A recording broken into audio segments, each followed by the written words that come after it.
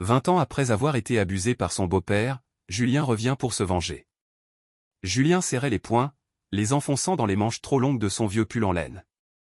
Le regard figé sur la maison qui s'élevait devant lui.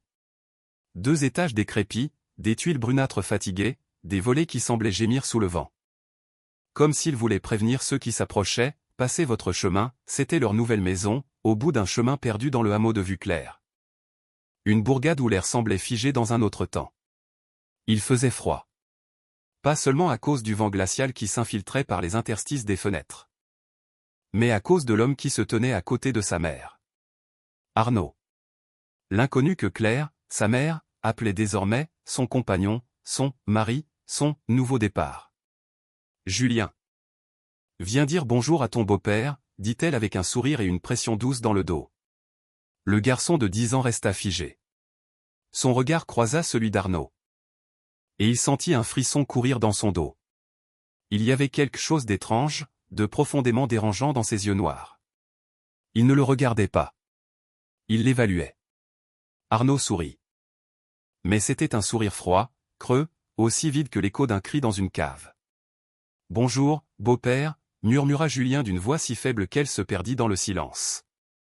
Arnaud s'approcha lentement, posa une main large sur son épaule. Une pression à peine visible, mais pleine d'avertissement. « Bon garçon, dit-il en le scrutant, nous allons former une belle famille. N'est-ce pas clair ?» Sa mère hocha la tête, radieuse. « Bien sûr que nous le serons. Julien, fais un effort, sois gentil avec ton beau-père. » Julien acquiesça en silence, mais à l'intérieur. Quelque chose hurlait. Une alarme sourde. Un instinct que l'on ne peut pas nommer à 10 ans, mais qui sait. Qui sait tout. Le dîner fut une torture silencieuse. Sa mère parlait avec enthousiasme, des projets pour le jardin, des idées de rénovation. Mais Arnaud ne l'écoutait pas. Ses yeux étaient rivés sur Julien. Et Julien, lui, tentait de se fondre dans son assiette, levant la cuillère lentement, avec précaution. Comme si chaque mouvement pouvait déclencher une tempête. « Alors, qu'as-tu appris à l'école aujourd'hui » demanda soudain Arnaud, brisant la tension d'un ton faussement intéressé. Julien se raidit. Il n'avait pas envie de répondre. Mais il savait que ne pas répondre serait pire. « Des mathématiques » répondit-il d'une voix neutre. Arnaud sourit. Lentement. Il leva la main et passa ses doigts dans les cheveux de Julien. « Tes cheveux sont très doux » murmura-t-il. Julien sentit chaque fibre de son cuir chevelu se dresser. La main glissait trop lentement. Comme si elle savourait chaque mèche. « Papa, non, dit-il en se reculant instinctivement. Arnaud éclata d'un rire bref. « Qu'y a-t-il ? Je montre juste un peu d'affection. » Claire soupira. « Julien. Ne sois pas impoli. »« Mais maman ? » ?»« Ça va, intervint Arnaud, haussant la main pour l'interrompre. Il n'est juste pas habitué à avoir une figure paternelle. Julien voulait crier que ce n'était pas ça. Mais quand il vit le regard confiant de sa mère, le sourire amoureux qu'elle lui adressait, il comprit. Il ne pourrait rien dire. Pas ce soir. La nuit fut interminable. Sa chambre, vide, sentait la peinture écaillée et la peur. Le vent faisait danser les rideaux, mais ce qui l'effrayait. Ce n'était pas les ombres. C'était ce qu'il ressentait, cette impression qu'on l'observait. Il se blottit sous sa couverture, les yeux fermés, retenant son souffle. Puis, un grincement. La porte. Son cœur manqua un battement. Il écouta. Des pas lourds, hésitants. Quelqu'un se tenait là, derrière le bois mince. « Tu dors ?» La voix d'Arnaud déchira le silence comme une lame. Julien ne répondit pas. Julien. La voix était plus proche. Il sentait la chaleur d'un souffle à travers la couverture. Il serra les dents, ne bougea pas. Et puis, après ce qui sembla durer une éternité, les pas reculèrent. La porte se referma. Julien ouvrit les yeux. Les larmes coulaient déjà sur ses joues. Il ne savait pas ce qu'il craignait exactement. Mais il savait, de façon absolue, que ce ne serait rien de bon. Le lendemain, l'école sembla un monde parallèle. « Julien, ça va ?» demanda Xavier. Son meilleur ami, un garçon vif aux boucles brunes et au cœur immense. « Oui » mentit Julien. Xavier le regarda avec insistance. Tu sembles épuisé. Il s'est passé quelque chose? Julien voulut parler. Mais à qui? Qui le croirait? Il secoua la tête. Mais Xavier resta à ses côtés toute la journée, inquiet. L'après-midi, Julien rentra à la maison en traînant les pieds. Il savait qu'Arnaud serait là. Et en effet, il l'attendait dans le salon, assis comme un roi sur son trône. « Où est maman » demanda-t-il. « Au marché avec madame Angèle. Elle rentrera tard. » Julien sentit son cœur se serrer. « Viens ici » ordonna Arnaud. Julien resta figé. « Julien » répéta-t-il, sa voix plus basse, plus sombre. Il n'eut pas le choix. Il avança d'un pas.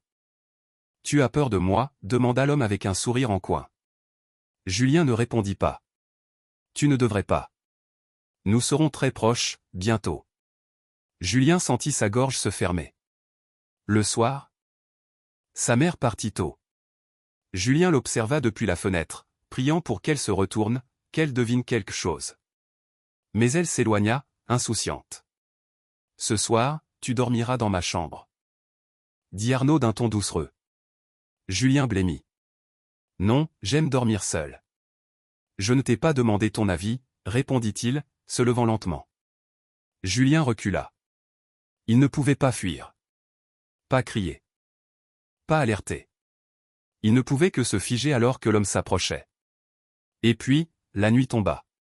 Le lit devint une prison. Arnaud s'allongea derrière lui, trop près. Son souffle effleurait sa nuque. « Ta mère a de la chance de m'avoir » murmura-t-il. Julien ferma les yeux. Une main le toucha. Il sursauta. « S'il te plaît, ne fais pas ça » souffla-t-il, tremblant. « Chut. Ne crie pas. Tu sais ce qui arrivera si tu rends ta mère triste ?»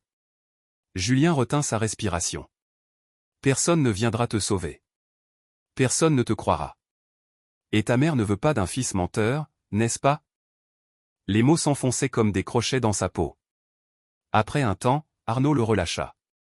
Il tapota son dos comme on calme un chien battu. « Bon garçon. Dors bien, fils. » Julien enfouit son visage dans l'oreiller. Il voulait disparaître.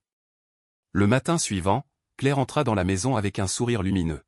« J'ai pris ton pain préféré. » Julien tenta de sourire. Mais il se sentait brisé. Arnaud sortit de la chambre, affichant la même façade hypocrite. « As-tu bien dormi, Julien ?» Le garçon resta silencieux. Claire sourit à son mari, émue. « Il t'appréciera, tu verras. » Julien sentit un cri monter dans sa gorge. Il ne pouvait plus vivre ainsi. « Maman, dit-il. » D'une voix étranglée. « Il faut que je te parle. » Claire cligna des yeux, légèrement surprise. « D'accord. De quoi s'agit-il, Julien ?» Le garçon inspira profondément. Ses petites mains serrées contre son pantalon. Face à lui, Arnaud croisa les bras et esquissa un sourire froid. Dans ses yeux, Julien lut le danger. Il savait que s'il parlait, et que sa mère ne le croyait pas, s'il osait dénoncer Arnaud sans preuve, il risquait de tout perdre. Sa mère. Son foyer. Sa voix. Mais se taire serait pire encore. « Maman » commença-t-il. La voix brisée. Mais il n'eut pas le temps d'en dire plus. « Claire, tu dois aider ton fils » coupa Arnaud, la voix basse, presque pleine de sollicitude. « Ce garçon a besoin d'une thérapie. » Claire fronça les sourcils, déstabilisée. « J'ai réfléchi hier soir » continua-t-il en secouant lentement la tête. « Julien ne va pas bien.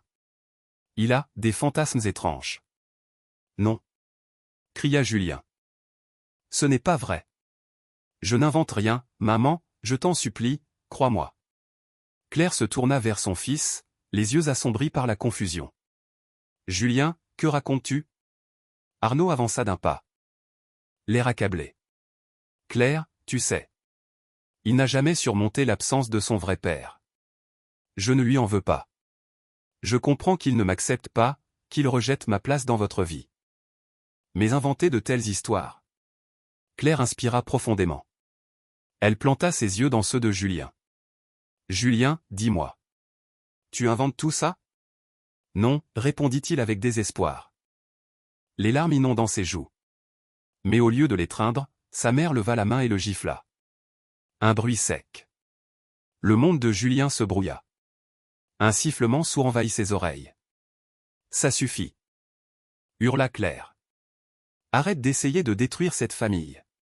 Arnaud, derrière elle, souriait. Il avait gagné. Julien comprit à cet instant qu'il avait perdu sa mère. Il baissa la tête, portant sa petite main tremblante à sa joue rougie. Il ne comprenait pas. Comment sa propre mère? Assez, Julien. Je ne veux plus entendre un mot de tes mensonges. Le cœur du garçon éclata. Claire, ne sois pas trop dure, intervint Arnaud avec une douceur hypocrite. Il est peut-être juste, confus. Julien croisa ses yeux. Et dans ces yeux-là, il lut le triomphe. Je ne mens pas, murmura-t-il entre deux sanglots. Mais Claire ne l'écoutait plus. Julien, tu es un mauvais garçon. J'ai essayé de reconstruire une famille pour nous deux, et toi? Tu ne fais que saboter mes efforts. Ce n'est pas moi. Je ne fais rien de mal. Je veux juste que tu me crois. Hurla-t-il, la poitrine déchirée.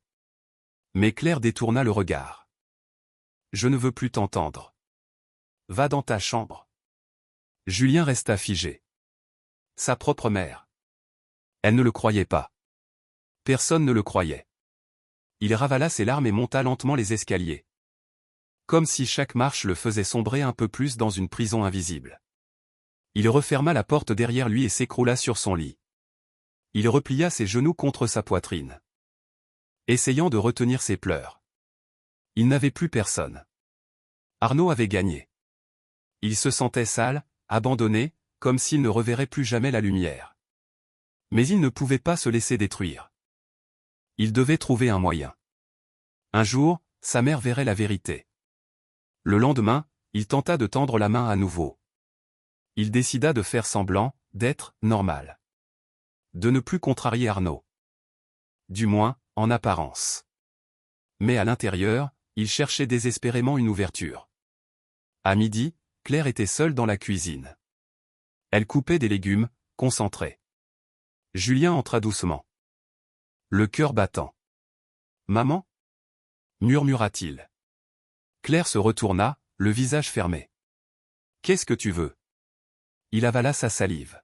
« Peux-tu juste m'écouter » Elle soupira et posa le couteau. « Julien. Si c'est encore pour me parler de... » Non. Écoute-moi. Si tu ne me crois pas, alors emmène-moi voir un médecin. Un vrai. Il pourra m'examiner. Il verra si je mens. Claire le fixa, déconcertée. Mais soudain, Arnaud fit irruption dans la pièce. Tu écoutes encore ces absurdités? Lança-t-il calmement, mais son ton portait une menace froide. Julien sursauta. Maman? S'il te plaît. Fais-moi examiner. Si rien n'est anormal, je n'en reparlerai plus. Mais si quelque chose ne va pas, alors tu devras me croire. Claire sembla hésiter. Dans ses yeux, un doute. Une brèche. Mais Arnaud posa une main ferme sur son épaule. Tu vois pas qu'il essaie de nous diviser. Claire mordit sa lèvre. Son regard vacilla. Puis, elle secoua la tête. Arrête, Julien. Je ne veux plus en entendre parler. Le cœur du garçon se figea. On doit faire quelque chose, reprit Arnaud. Sa voix devint plus grave, presque douloureuse. Claire, je pense qu'il est temps de l'envoyer dans un centre. Une maison spécialisée. Pour sa discipline. Claire écarquilla les yeux. Arnaud? Tu plaisantes? Il secoua la tête. Plein de compassion feinte. Le garçon va mal. Il ment sur moi. Il te défie. Il se met en danger. Là-bas, il apprendra à réfléchir, à obéir. Ce n'est qu'un séjour court. Juste le temps qu'il revienne, normal. Julien trembla. Non. Il ne voulait pas. S'il partait là-bas, il ne pourrait jamais revenir. Arnaud aurait sa mère pour lui seul. Maman, je t'en supplie. Je ne suis pas fou. Je ne mens pas. Mais Claire ne savait plus.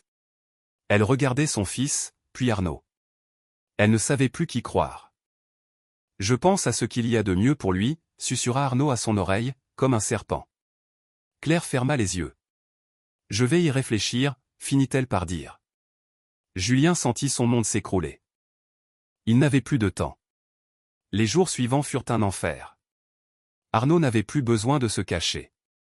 Il le poussait contre les murs, le frappait, l'insultait. Tu crois que ta mère va te protéger? Julien ne répondait plus.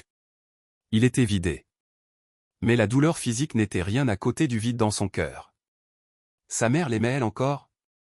Lui faisait-elle encore confiance? Les marques commencèrent à se voir. Des bleus sur les bras. Des égratignures dans le dos. Mais Julien ne disait rien. Qui le croirait? Xavier, un camarade de classe, remarqua un jour un hématome. Ce bleu, il n'était pas là hier. T'es tombé? Julien esquissa un sourire pâle. Oui, je suis tombé. Mais Xavier ne fut pas dupe. Il ne dit rien. Et Julien non plus. Arnaud le contrôlait. Il n'avait même pas besoin de le frapper. Un regard. Un mot susurré. Et Julien se figeait. Tu veux que ta mère te haïsse à jamais? Non. Alors sois un bon garçon. Il l'isolait. Il l'empêchait de voir ses amis. Claire, le garçon doit se concentrer sur sa famille. Claire acquiesçait. Et Julien perdit Xavier, son seul ami. Xavier tenta de lui parler à l'école. Mais Julien s'éloignait. Il avait trop peur. Trop peur que Arnaud s'énerve. Et Arnaud souriait. Toujours. Parce qu'il savait qu'il était en train de gagner. Julien vivait sous l'emprise invisible mais implacable de son bourreau. Chaque geste, chaque parole, chaque respiration d'Arnaud était une menace voilée. Le moindre refus de sa part, même un simple mouvement d'hésitation suffisait pour que son dîner lui soit arraché. Si tu n'obéis pas, tu ne mérites pas de manger. Lui lançait Arnaud d'un ton glacial. Et Claire, sa mère, ne voyait rien. Arnaud était toujours le gendre modèle lorsqu'elle était là, souriant, attentionné, rassurant. Un homme irréprochable aux yeux du monde. Et Julien. Julien commençait à s'habituer à l'horreur. La nuit tombait à nouveau, et avec elle revenait cette peur sourde et viscérale. Julien redoutait l'obscurité plus que tout, car il savait qu'Arnaud viendrait. Encore. Il s'approcherait lentement de son lit, lui chuchoterait des mots obscènes à l'oreille. Glisserait ses mains là où aucun adulte ne devrait jamais toucher un enfant. Et il rirait de ce rire froid, méprisant, qui glaçait le sang en voyant Julien trembler. L'enfant n'avait que 10 ans. Et il ne pouvait rien faire. Parce que sa mère ne le croirait pas. Parce qu'il savait que s'il parlait, Arnaud se vengerait.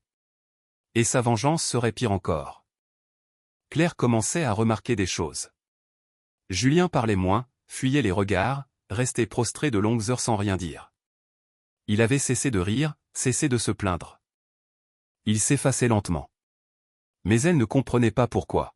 « Claire, tu ne vois pas ?» lui murmura Arnaud un soir, tout en lui effleurant l'épaule avec un air de fausse compassion. Le garçon empire. Je pense qu'on doit être plus strict avec lui. Et Claire le crut. Elle ne savait pas. Elle ne voyait pas que l'homme qu'elle aimait était la source même du mal qui rongeait son fils. Julien n'était plus le même. Il n'avait plus d'étincelles dans le regard. Il ne pleurait plus. Il ne criait plus. Il ne rêvait plus. Tout ce qu'il désirait, c'était disparaître. Ne plus exister. Être ailleurs, même mort. Tout, sauf rester là. Mais il comprit qu'il ne pouvait pas vivre ainsi éternellement. Il devait partir. Peu importe où. Même si c'était pour mourir dans la rue. Ce serait toujours mieux que cet enfer silencieux. Il fallait fuir. Julien ne savait plus combien de nuits il avait enduré. Combien de fois il avait prié en silence que quelqu'un, n'importe qui, découvre la vérité. Il avait perdu sa mère, ses amis. Même son propre reflet. Il ne lui restait qu'une chose, la détermination. Il ne laisserait pas Arnaud le briser davantage. Cette nuit-là, il ne dormit pas. Il resta allongé, les yeux ouverts. Écoutant les bruits familiers de la maison, la respiration régulière de sa mère, le vent qui s'infiltrait sous la porte, les grincements du bois fatigué. Son cœur battait si fort qu'il avait l'impression qu'on l'entendait depuis la rue. Il savait qu'Arnaud viendrait. Mais cette fois, il ne serait pas là. À 1 heure du matin, il se leva lentement. Souleva sa couverture et posa ses pieds nus sur le sol glacé. Il ne prit rien avec lui. Pas de vêtements. Pas de nourriture. Pas d'argent. Juste son courage. Il ouvrit la fenêtre très lentement. Centimètre par centimètre, priant pour qu'elle ne grince pas. La nuit dehors était noire comme l'encre. Les rues de Fairview dormaient sous la lune pâle. Julien avala sa salive. Il savait que s'il se faisait attraper, Arnaud ne le laisserait jamais s'en sortir. Mais il n'avait plus le choix. Alors, il bondit dans l'obscurité. L'air de la nuit fouetta sa peau comme une lame. Mais il courut. Il courut sans se retourner, sans s'arrêter. Chaque pas résonnait comme un tambour dans sa poitrine. Chaque souffle était une prière silencieuse, « S'il vous plaît. Ne me laissez pas me faire attraper. » Mais où aller? Il n'avait que 10 ans. Il n'avait personne vers qui se tourner. Pas Xavier Arnaud le trouverait. Pas la police qui le croirait?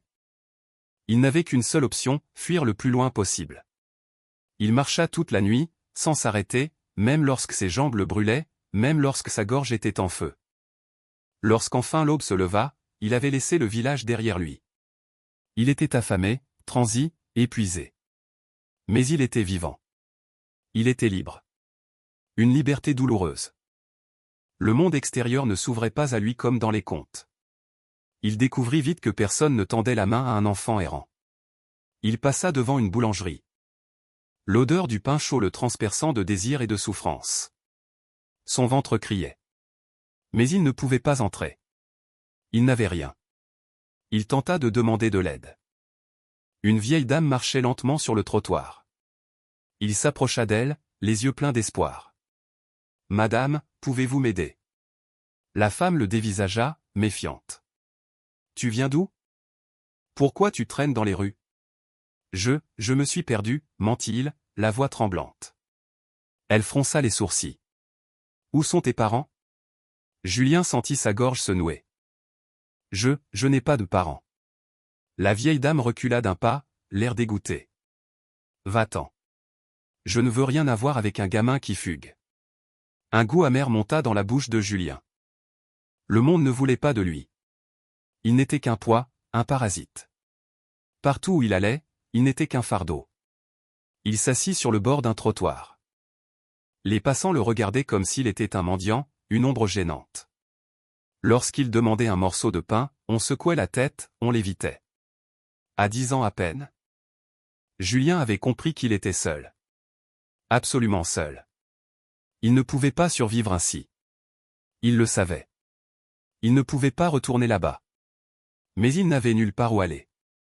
Tout ce qui lui restait, c'était sa haine. Une haine brûlante, contre Arnaud. Contre sa mère.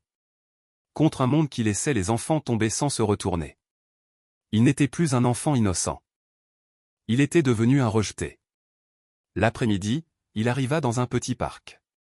Des enfants y jouaient, riaient, s'appelaient. Il les regarda de loin. Et pour la première fois, il se sentit comme un fantôme. Il avait été comme eux, autrefois. Il avait une maison, une maman, des rêves. Maintenant, il n'avait plus rien. Un homme s'approcha de lui. Trapu, la barbe en bataille. « Eh, gamin. Qu'est-ce que tu fais là ?» Julien sursauta. « Je me repose un peu, » répondit-il, mal à l'aise. L'homme le scruta. « T'es un gosse des rues, hein? Pas de parents ?» Julien ne sut que répondre. Il avait une mère. Mais elle l'avait abandonné. Souffla-t-il. Mais aucun mot ne sortit. L'homme soupira. « Tu peux pas rester ici. Quelqu'un va appeler la police. » Julien blêmit. La police. Il le ramènerait là-bas. Chez Arnaud. Il ne pouvait pas. « Je vais partir tout de suite, » lança-t-il en se levant d'un bond et en fuyant. L'homme le laissa partir sans un mot. Julien erra dans une autre partie de la ville, plus bruyante, plus sale, plus bondée. Personne ne faisait attention à lui. Il était invisible. Quand la nuit retomba, il revint au parc. Il n'avait nulle part où aller. Il s'assit sur un vieux banc, serra son manteau déchiré contre lui. Il avait froid. Il avait faim. Mais pire encore, il avait mal de solitude. Personne ne le cherchait. Personne ne l'attendait. Il n'existait plus pour personne. Et c'est là qu'il sentit un regard posé sur lui. Il se figea. Une silhouette avançait dans l'ombre. Un homme, d'une quarantaine d'années. Sale, les vêtements déchirés. Mais ses yeux. Ses yeux n'étaient ni pleins de pitié, ni de tendresse. Ils étaient avides. Et Julien comprit. Il avait fui l'enfer, pour tomber dans un autre. 20 ans après l'abandon ou le retour de Julien Rivière. Arnaud. Ce nom seul suffisait à faire bouillonner le sang de Julien. Il avait fui cet homme il y a 20 ans, mais le souvenir de son regard, de sa voix mielleuse et de ses gestes empoisonnés ne l'avait jamais quitté. Aujourd'hui encore, il se souvenait de cette nuit où tout avait basculé. Julien, alors âgé de 10 ans, dormait à même le sol, recroquevillé contre le mur glacé d'une ruelle. Il avait fui la maison, fuyant les murmures sinistres d'Arnaud, les mains trop insistantes. Les menaces voilées derrière des sourires affectés. Il n'avait plus nulle part où aller, plus personne à qui parler. Un homme était apparu dans l'ombre. Grand, vêtu d'un manteau sombre. Il s'approcha doucement. « Petit, pourquoi tu dors ici ?» Sa voix était étrangement douce, presque chaleureuse. Mais Julien savait mieux que personne qu'un ton gentil pouvait cacher les pires intentions. « Je me repose, » murmura-t-il, le regard baissé. L'homme lui sourit. Un rictus qui glaça Julien jusqu'à la moelle. « Tu as faim ? J'ai un peu de pain. » Il tendit un morceau entamé. L'estomac de Julien se tordit de douleur, hurlant de faim. Pourtant, il n'osa pas le prendre. Quelque chose dans ce regard l'alertait. Un danger tapis derrière une fausse bonté. L'homme s'assit à côté de lui. « Tu veux venir avec moi ? J'ai un lit chaud, de la soupe. De quoi te laver. Tu n'as plus besoin de rester dehors. » Julien serra les poings. Le piège se refermait. Chaque fibre de son corps criait de fuir. Il bondit sur ses jambes. « Je dois y aller. » balbutia-t-il. L'homme se releva aussitôt, son sourire figé. « Pourquoi tant de précipitation ?» Il fit un pas en avant. Julien recula. Son cœur tambourinait dans sa poitrine. « Cours, cours maintenant. » Sans réfléchir, il fit volte-face et s'élança. « Reviens, petit !» hurla l'homme derrière lui. Mais Julien ne s'arrêta pas. Il courait comme si sa vie en dépendait parce que c'était le cas. Il fendait la nuit, avalant les ruelles sombres, le souffle court, le corps en feu. Il ne savait pas où il allait. Il ne savait qu'une chose, s'il s'arrêtait, il mourrait. Il courut jusqu'à l'épuisement. Jusqu'à ce que ses jambes fléchissent. Il s'effondra dans une ruelle étroite, haletant, tremblant, seul. Ce soir-là, il comprit enfin ce que signifiait être abandonné. Il n'y avait personne. Personne pour l'aimer. Personne pour le croire. Personne pour le protéger. Julien n'était qu'un enfant perdu dans un monde froid et indifférent. 2 décennies plus tard, une brise légère glissait sur la place centrale du village de Vuclair. Le parfum du pain chaud de la boulangerie de Madame Rosalie flottait dans l'air, les cloches de l'église sonnaient doucement au loin. Tout semblait inchangé. Tout, sauf une chose. Julien Rivière était de retour. Il n'était plus l'enfant fragile qu'on avait laissé fuir sans un mot. Il était devenu un homme. Un homme puissant. Un homme que la vie n'avait pas brisé, malgré tout. Costume élégant, regard dur, silhouette assurée. Julien n'était pas revenu pour se souvenir. Il était revenu pour régler ce que personne n'avait osé affronter. Il était revenu pour Arnaud. Julien arpentait les ruelles, reconnaissant chaque pierre, chaque recoin. L'ancien café, l'église sur la colline. Tout semblait figé dans le temps. Pourtant, personne ne le reconnaissait. Pour eux, il était un étranger raffiné. Mais lui, il se souvenait. Il n'avait rien oublié. Et il allait forcer ce village à se souvenir aussi. La maison d'Arnaud se trouvait au bout d'une impasse. Un cube décrépit de briques salies, le toit en partie effondré, les fenêtres voilées de crasse. Un trou perdu, misérable, à l'image de son propriétaire. Julien sourit. Le tout-puissant Arnaud, qui jadis se croyait invincible, vivait désormais dans l'ombre, rongé par le temps. Il ne lui restait plus rien. Et bientôt, il perdrait aussi la seule chose qu'il tentait encore de protéger, sa réputation. La porte grinça. Arnaud apparut. Il était méconnaissable. Cheveux blancs. Corps courbé, visage buriné par les années. Mais dans ses yeux, une étincelle d'arrogance persistait. « C'est qui, ce type » gronda-t-il, la voix éraillée. Julien resta silencieux, savourant l'instant. Puis il répondit, posément. « Ça fait longtemps, Arnaud. » L'autre se figea. Il plissa les yeux, tenta de discerner le visage. Son corps se raidit. La peur venait de naître en lui. « Non. C'est impossible. » Aussi, dit Julien, avançant d'un pas. « Tu ne pensais pas que je reviendrais » Arnaud recula. Le masque tomba. Devant lui ne se trouvait plus un enfant, mais un homme. Un homme déterminé. Un homme sans pitié. « Si j'étais toi, murmura Julien, je serais très inquiet. » Arnaud déglutit. L'air semblait se raréfier. Il tenta de garder contenance. « Tu crois que tu me fais peur ? Tu crois pouvoir débarquer ici et me menacer ?» Julien éclata d'un rire sec. « Tu crois encore que tu tiens les rênes ? Tu n'as rien compris. » Un silence tendu. « Tu sais ce que j'ai fait avant de venir » demanda-t-il. « J'ai parlé. À beaucoup de gens. » Les yeux d'Arnaud s'écarquillèrent.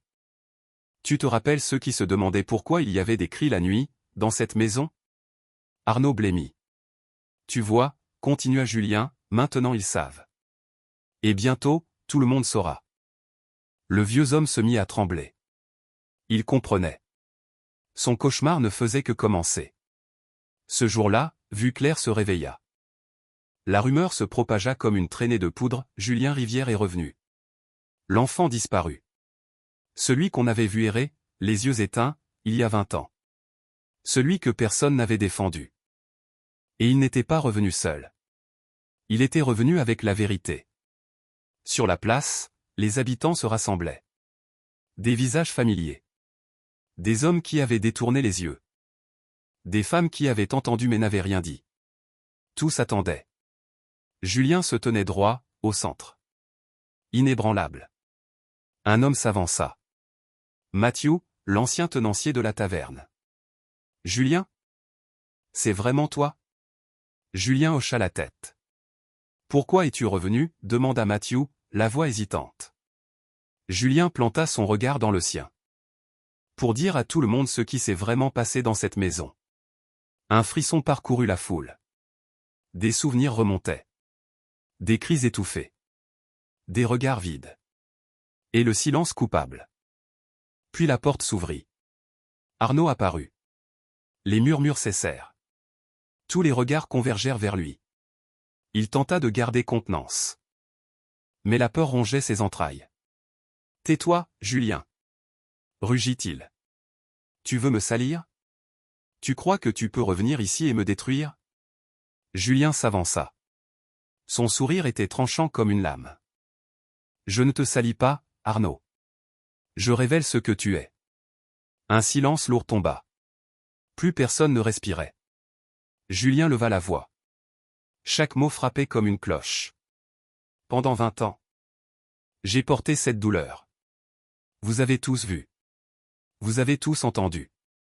Et vous avez tous choisi de vous taire. » Il tourna sur lui-même, balayant la foule du regard.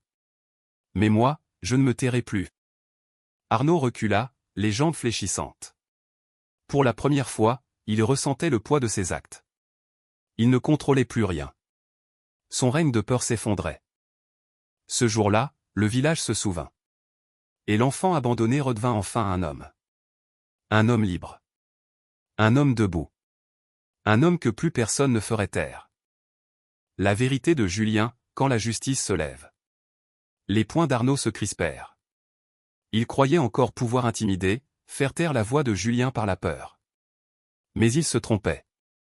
Cette fois, la peur avait changé de camp. Tu n'as aucune preuve, lança-t-il avec un rictus moqueur.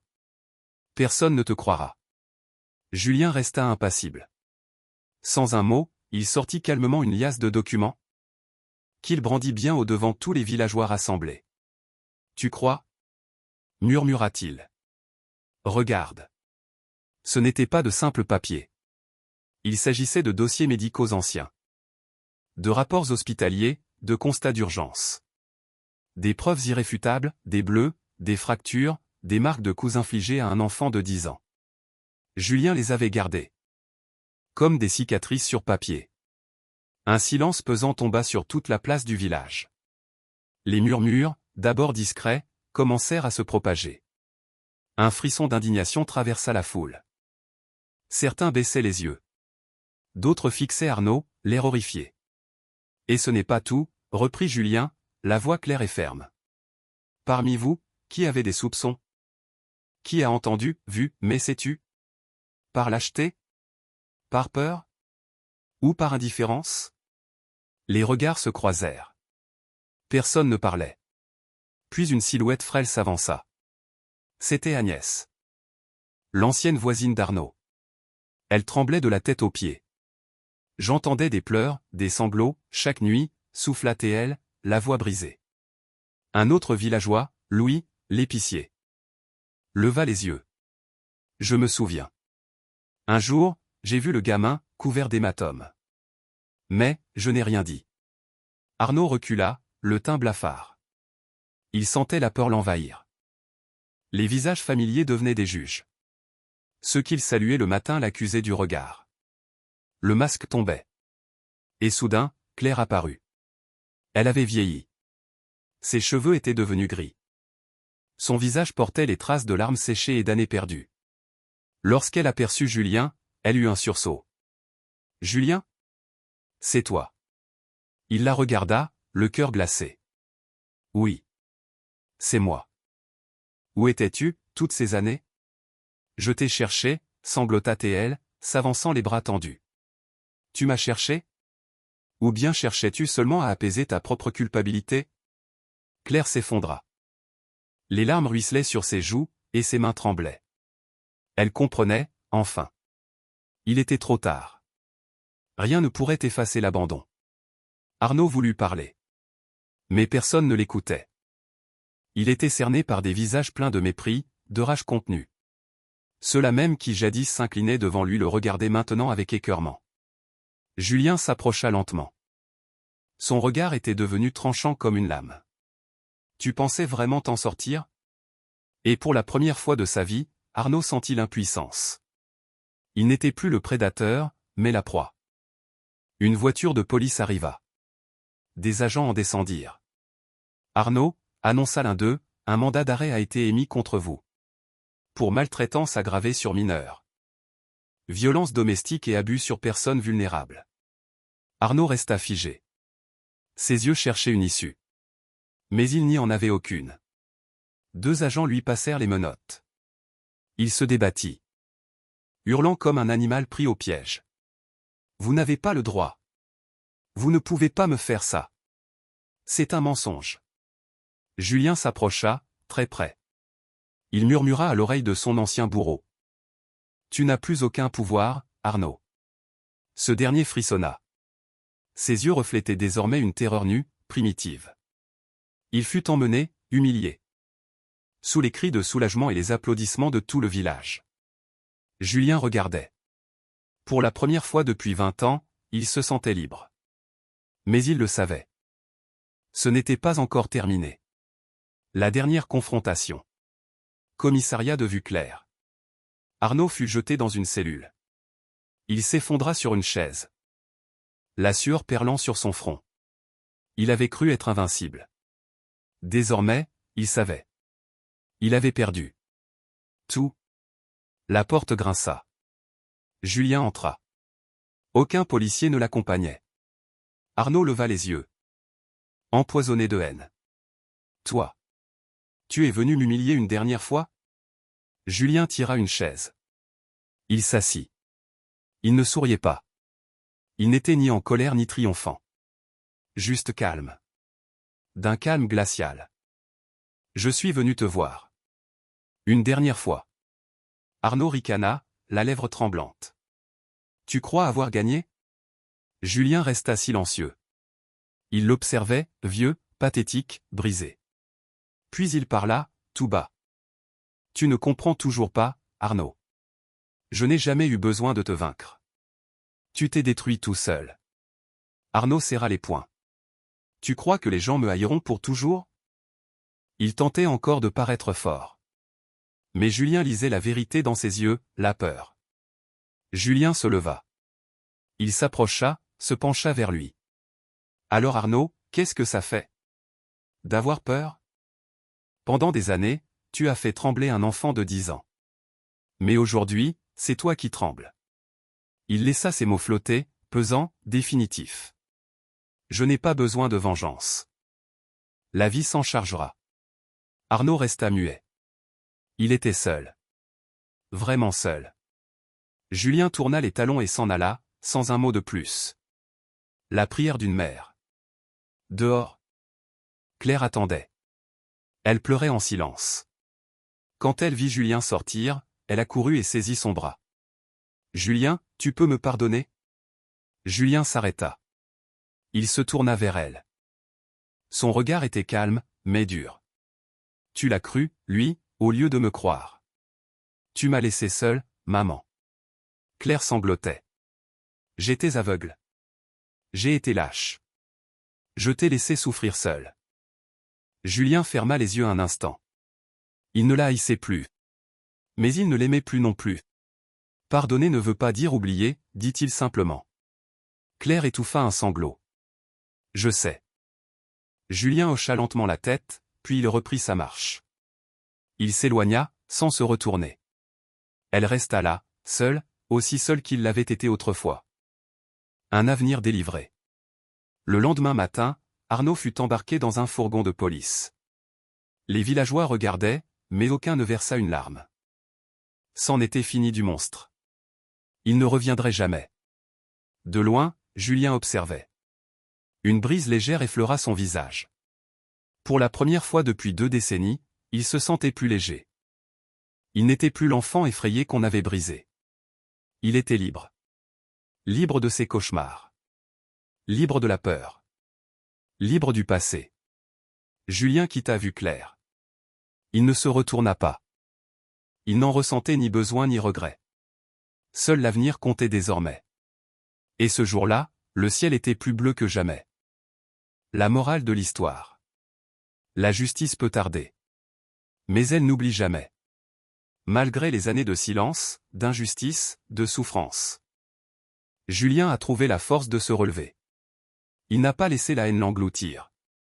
Il a choisi la vérité. Il a affronté le monstre. Le mal paie toujours. Parfois tard, mais toujours. Le silence des témoins permet à la cruauté de prospérer. Mais la vérité, elle, finit toujours par émerger. Et surtout, ne l'oublions pas, pardonner ne signifie pas oublier. Cela signifie lâcher prise, se délester de la douleur pour pouvoir avancer. Sans haine. En silence. Mais avec dignité. Et aujourd'hui, c'est Julien qui marche vers l'avenir, la tête haute. Les chaînes brisées, le cœur libre.